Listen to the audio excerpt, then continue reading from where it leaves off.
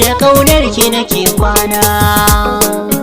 da ƙaunar ki nake kwana. So da ƙauna sun yi rana guna na gani na Zainab niyar Fulani ta sace zai da mana so aka ce da alƙawar suka dace da mai son ka zuci ka siyar kamar yadda na samu Zainab ita na tsayar farkon gamo da Zainab ta sace zuciya sanadin ta ne na gane so ya fi dukiya ta bani dokulawa ita ce sarauniya shi so idan da yarda zai dinga haɓaka da can samun masoyi kisa a warraka buri na zuciya ta kiɗin na mallaka kudiri na zuciya ta gida na ta shigo zan ba ta dokulawa na wuce sahun ragowa birci na so kalami na zo na zazzago inda ya kwai wata to sai zara ta fito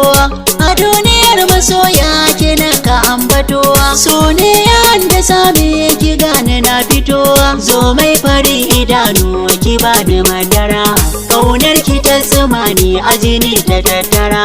in nai rashin ki to zuciya ta yi gobara tukunya kun ji gata na murhu yan uwa ai da she na raba Allah kun ji kainuwa to da ni nake a so a kira mu kokuwa ita mai farin hakora shigar ta tayi fes biya cikin su mata tafiyar ta yi kwas ba ta faɗa da kowa lamarin ta babu kes kujerar gidan mataici ɗawi su mai ado ta yi fice a mata daidai da gwargwado hakan ne ya sanya ƙaunar ta zuci na daɗo kamar yadda rabbi ya sanya bado cikin ruwa kamar ni da tawa a so min zama yan uwa mahadi na rayuwa ta zamo kamar ruwa suna tana zamani yana ta ɗarsuwa ita ce ta sani rumfar da bani mantuwa mutuka raba zamana mu babu rabuwa shaida kwata wace ba rabuwa iya wuya tana da kyan halitta wata na da gaskiya